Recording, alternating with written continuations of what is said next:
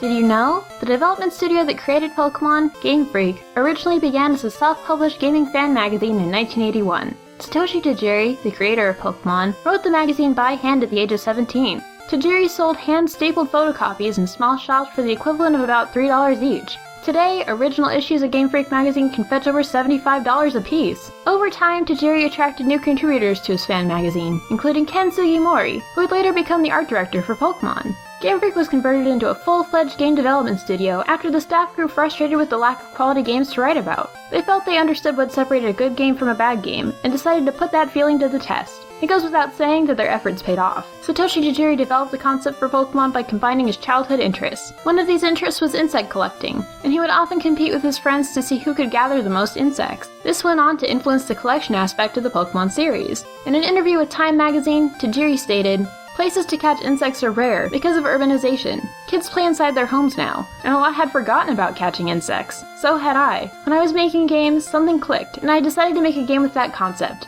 Everything I did as a kid is kind of rolled into one. That's what Pokemon is. Playing video games, watching TV, Ultraman with his capsule monsters, they all became ingredients for the game. Ultraman is a major pop icon in Japan from the 1960s. In the television show Ultra 7, when the hero was unable to fight, he would summon monsters from special capsules to fight for him. This idea went on to be the impetus behind Pokemon and the Pokeball item. Pokemon also found inspiration in the Dragon Quest series of games. Dragon Quest V was the first game to popularize catching monsters and using them for battle. Even though this mechanic is similar to the fundamentals of Pokemon, this particular concept isn't the catalyst we're referring to. Before Pokemon even had a name, Tajiri would play Dragon Quest II. One of the equipable hats in the game had a particularly rare chance of appearing after defeating an enemy, and it was very hard to obtain. Tajiri was never lucky enough to find the hat, but his friend and colleague Ken Sugimori was fortunate enough to have two of them. Tajiri's desire to own the hat made him consider the possibilities of trading goods between friends on the Game Boy's link cable, and ultimately leading to the idea of trading unique and rare Pokemon. It even impacted the designs of Pokemon, spearheading the design philosophy of, what kind of Pokemon would I want to trade?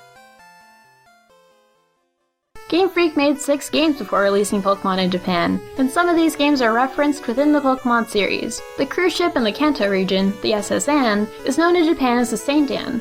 This is the same name as the computer Pulseman was birthed from in the 1994 Sega Genesis game of the same name. Pikachu's signature attack from the 3rd generation, Volt Tackle, is known as Voltessor in Japan. This is thought to be another reference to Pulseman, given it has the same name as one of Pulseman's attacks. It's also possible that both Pulseman and Pikachu's attack are in reference to the 1975 anime Tekka Man, whose most powerful attack is an electric beam called Voltekka. Ruby and Sapphire have another reference to a past Game Freak game, this time hidden within the data of the game. There's a fully animated overworld sprite of an enemy from Mendel's Palace, which was possibly used to test the Game Boy Advance Pokemon engine. Homages to past games by the developers can also be found in the music of Pokemon. Diamond and Pearl's rival battle theme for Berry contains an interlude with the exact same notes as a segment from the Neo Tokyo theme from Pulseman.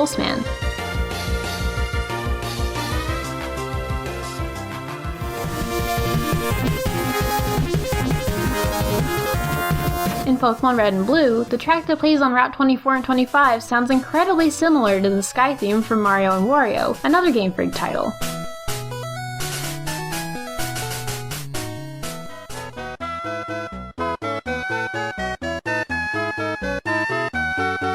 Again in Red and Blue, the background music for the Indigo Plateau sounds very similar to the music from Mount Itoi, from the NES predecessor to Earthbound, Mother.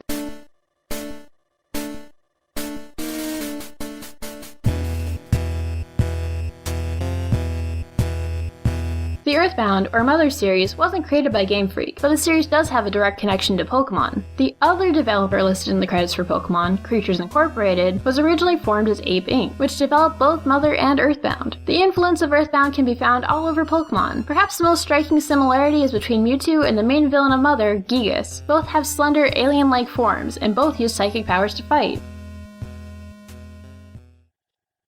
Here's an interesting theory. Early in the game, it's possible to capture Caterpie and Weedle, two Pokemon with evolutionary lines that are very similar. However, in one of these lines, there's much more physical variation between the 2nd and 3rd stages, Metapod to Butterfree, than there is with the transition from Kakuna to Beedrill. This has led some to believe that the design for the final stage of the Caterpie line was swapped with another design, Venomoth. In the real world, moth larvae are also called caterpillars, and in Pokemon, Venomoth shares a few design traits with Caterpie. They both have horn-like structures on their head and have similar eyes.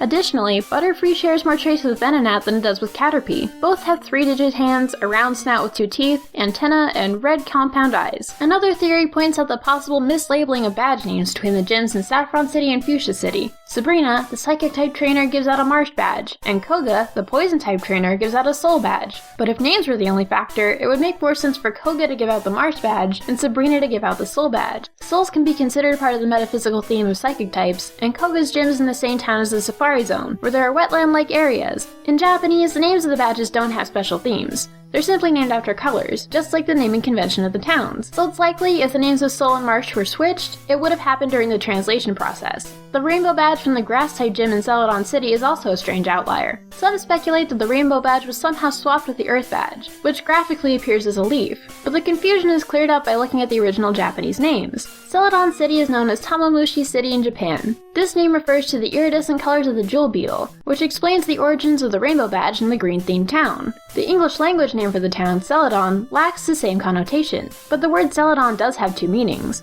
It's the name for a shade of green, and it also refers to a type of glaze in ceramics. This may have been chosen during localization as a rough approximation of the iridescent quality embedded in the language for the Japanese name. Viridian City is known as Tokiwa City in Japanese, which, like Viridian, is a shade of green. It's most likely named after green because of the nearby forest, and the Earth badge's leaf shape may also be in reference to the Viridian forest.